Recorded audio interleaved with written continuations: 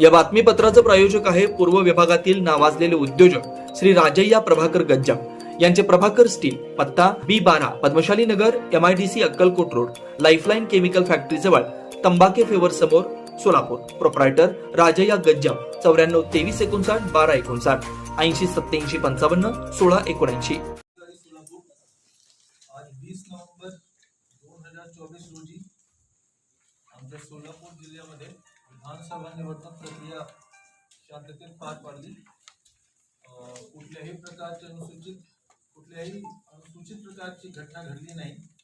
4-5 फार लहान प्रकारचे इन्सिडेंट्स झाले. त्या प्रत्येकमध्ये FIR दाखल झाला आहे आणि कोणत्याही प्रकरणामुळे, कोणत्याही घटनामुळे निवडणुकीवर कुठल्याही प्रकारचा प्रभाव झाला नाही. थोडक्यात मी आकडे सांगून देतो. जसा आपल्याला माहित असेल की 3738 आमच्याकडे बूथ होते. प्रत्येक बूथवर वोटिंग झाली. पर्सेंटेज जे वोटिंग आहे त्याबद्दल मी सांगतो. विधानसभा निवडणूक 2019 मध्ये 64.60% वोटिंग झाला होता. लोकसभा निवडणूक 2024 मध्ये 61.19% वोटिंग झाले आणि यावेळी विधानसभा निवडणूक 2024 मध्ये 65.41% वोटिंग झालं आहे. यामध्ये हा जो आकडा आहे त्यामध्ये थोडा आता वाढ होणार, कारण हा जो आकडा आहे ते 7:30 वाजता मी घेतला होता. तर त्यामध्ये जवळपास 1% वाढ होईल, कारण 40-50 बूथवर आताही वोटिंग सुरू होतं. तसेच हा जे आकडे आम्ही घेतले ते व्हॉट्सअपवर घेतले आहे. फॉर्म 17C चे आकडे नाही आहेत. त्यामुळे काही बूथचे जे आकडे सुटले असतील तर यामध्ये वाढ होण्याची शक्यता आहे. उद्या 1 वाजता एक्झॅक्ट जे आकडे आहेत उद्या 1 वाजता दुपारी येतील. त्यामध्ये आम्ही डिटेल पुरुष मतदार किती लोकांनी वोट केले, महिला मतदार आणि तृतीयपंथी मतदार किती लोकांनी वोट केले आणि एक्झॅक्ट किती वोटिंग पर्सेंटेज आहे आमच्या सोलापूर जिल्ह्याच्या, तो आम्ही उद्या 1 वाजता एक्झॅक्ट माहिती देऊ. पण 7:30 वाजताची डेटाप्रमाणे 65.41% वोटिंग झालं आहे. असेंब्ली कॉन्स्टिट्युएन्सी वाईज जे वोटिंग आहे तो मी सांगतो. तर माढामध्ये 67.85, माढामध्ये 70.36%, बार्शीमध्ये 72.52%, मोहोळमध्ये 68.62%, सोलापूर नॉर्थ मध्ये 56.62%, सोलापूर सेंट्रल मध्ये 53.36%, अक्कलकोट मध्ये 64.33%, साऊथ सोलापूर मध्ये 58.35%, पंढरपूर मध्ये 68.96%, पंढरपूर मध्ये 68.96%, सांगोळामध्ये 73.59% आणि मार्चशिरस मध्ये 65.69%. एवढा वोटिंग झाला आहे. असा एकूण 65.41% वोटिंग आमच्या सोलापूर जिल्ह्यात झालं आहे. याशिवाय पोस्टल बॅलेट ची जी संख्या आहे आमच्या जिल्ह्यात ते जवळपास 14,500 आहे. आमच्या जिल्ह्याचे वोटर जे बाहेर राहतात ते 14,500 आकडा आहे. EDC जे आहे, इलेक्शन ड्युटी सर्टिफिकेट, जे आम्ही महिला जे पोलिंग स्टाफ जे महिला आहेत, महिला पोलिंग ऑफिसरला आम्ही देतो, त्याची संख्या 4,126 आहे आणि 4,383 लोकांनी होम बेस्ड वोटिंगद्वारे त्यांनी मतदान केले आहे.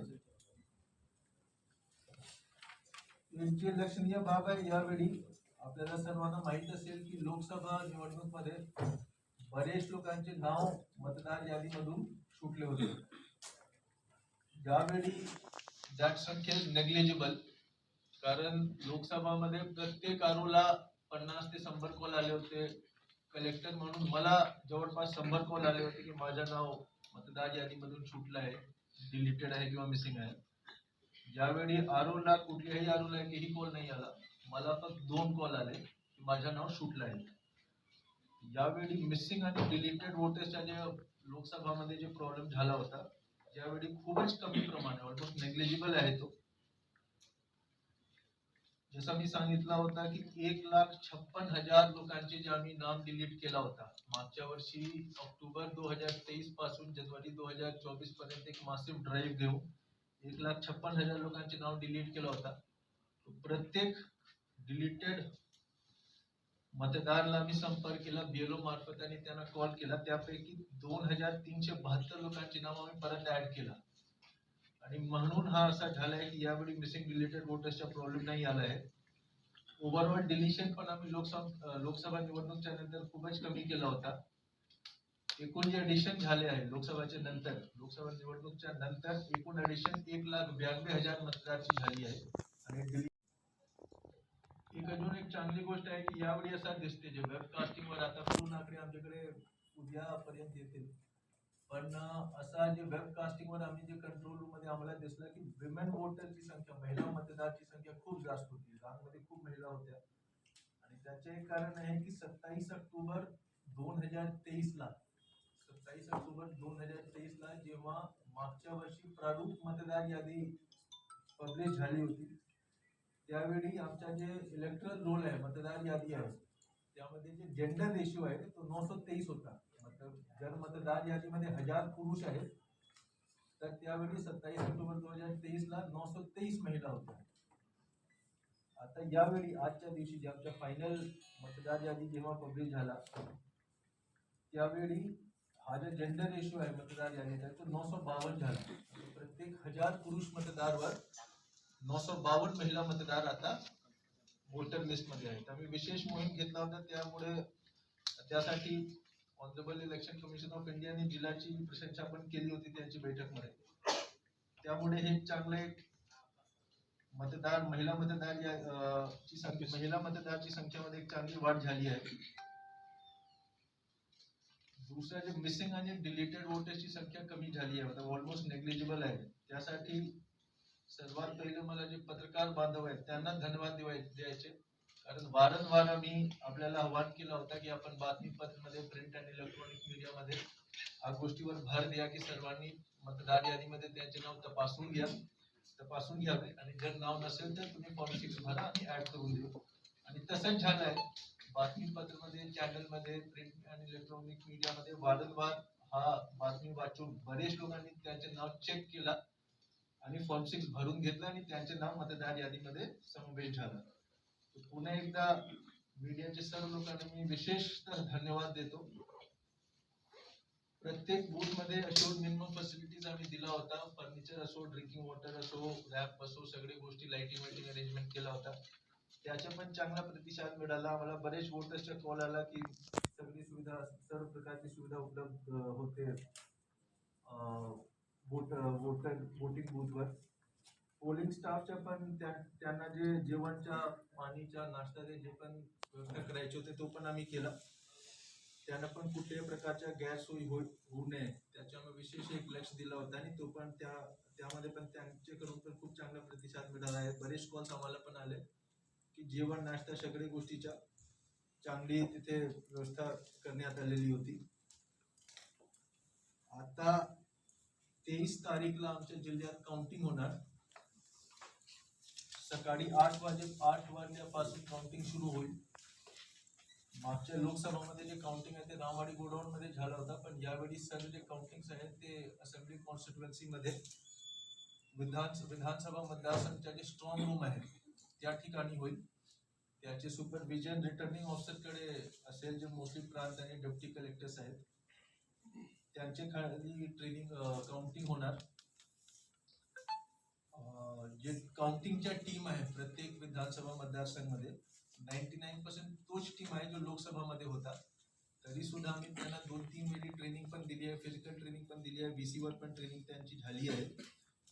उद्या आणि परवा आम्ही त्यांच्या एक डिटेलमध्ये आढावा घेऊ की सगळी तयारी आहे किंवा नाही आहे. प्रत्येक रिटर्निंग ऑफिसरच्या, विधानसभा मतदारसंघाच्या रिटर्निंग ऑफिसरला आम्ही स्ट्रिक्टली सूचना दिल्या आहे की मीडियाचे लोकांना तुम्हाला वेगळं एक सेल तयार करायचे, त्या ठिकाणी सर्व प्रकारचे सोयी सुद्धा उपलब्ध असला पाहिजे आणि सर्वात सर्वात महत्वपूर्ण त्यांना वेळेवर जे राऊंड वाईज जे रिझल्ट आहे कॅन्डिडेट जे रिझल्ट आहे ते एकदम तातडीने त्यांना मीडियाच्या लोकांना पत्रकार बांधवांना उपलब्ध झालं पाहिजे आणि त्याच्या उद्या पण आम्ही एक आढावा घेणार आणि वी विल इंश्योर दैट वो रिजल्ट आपको टाइम पे मिलता रहे, उसमें कोई दिक्कत नहीं आएगी. लोकसभामध्ये पण वेळेवर सगळी माहिती मिळाली होती. यावेळी पण आम्ही त्यावर सुपरविजन मॉनिटरिंग करणार. आता लोकसभामध्ये 2-3 प्रकारचे अनुचित घटना घडले होते. आपल्याला पण आठवत असेल एक सांगोलामध्ये बागलवाडीमध्ये एक ईव्हीएम पेटवण्याचा एक हे झाला होता, प्रकार झाला होता. तसेच करमाडामध्ये पण एक ईव्हीएम डॅमेज करण्याचा एक प्रयास झाला होता. यावेळी सुदैवाने कुठल्या प्रकारच्या अशा काही घटना घडल्या नाही. 4-5 एकदम लहान प्रकारची घटना घडली. काही वोटरनी वोटिंग करताना त्यांचे व्हिडिओ क्लिप बनवले. आता सर्वांना मी ट्रेस केलं आहे, FIR झाला आहे. आता ज्ञान व्यक्तिगत झालं आहे पण इन्व्हेस्टिगेशन हे झालं आहे तिथे सुदैवाने वेबकास्टिंग होता. ट्रॅक करणं फार आसान आहे. ऑलरेडी 2-3 जागा मला माहित आहे की कोणी केलं आहे. उद्यापर्यंत त्यांच्यावर कारवाई होईल.